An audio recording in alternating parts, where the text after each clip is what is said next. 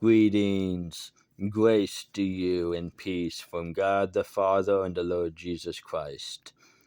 Today we will be continuing in Exodus chapter 18. Now Jethro, the priest of Midian, Moses' father-in-law, heard of all that God has done for Moses and for Israel his people, how the Lord has brought Israel out of Egypt.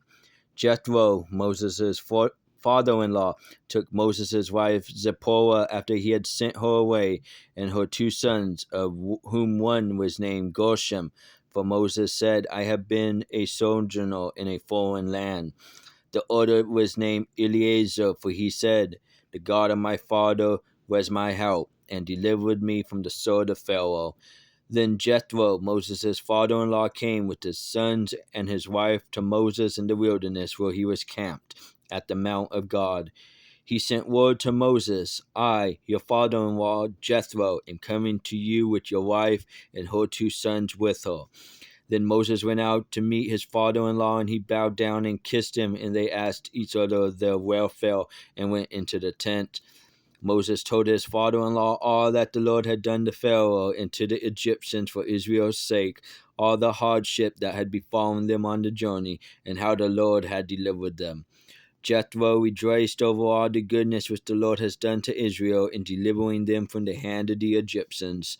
So Jethro said, Blessed be the Lord who delivered you from the hand of the Egyptians and from the hand of Pharaoh, and who delivered the people from under the hand of the Egyptians.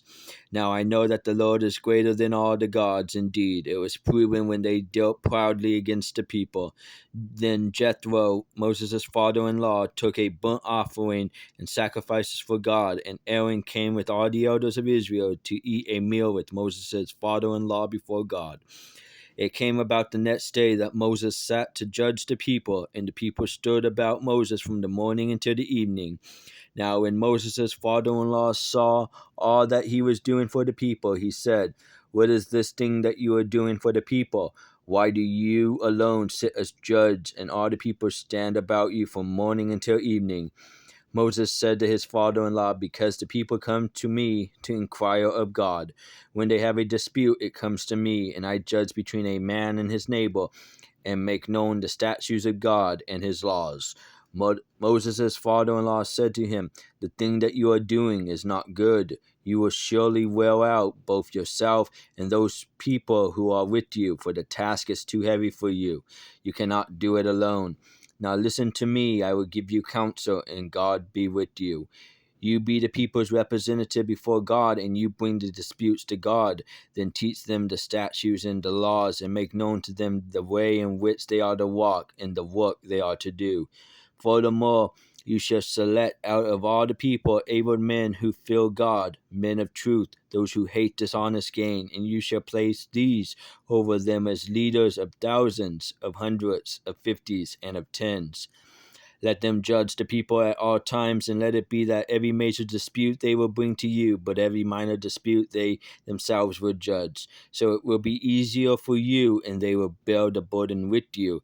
If you do this thing, and God so commands you, then you will be able to endure, and all these people also will go to their place in peace.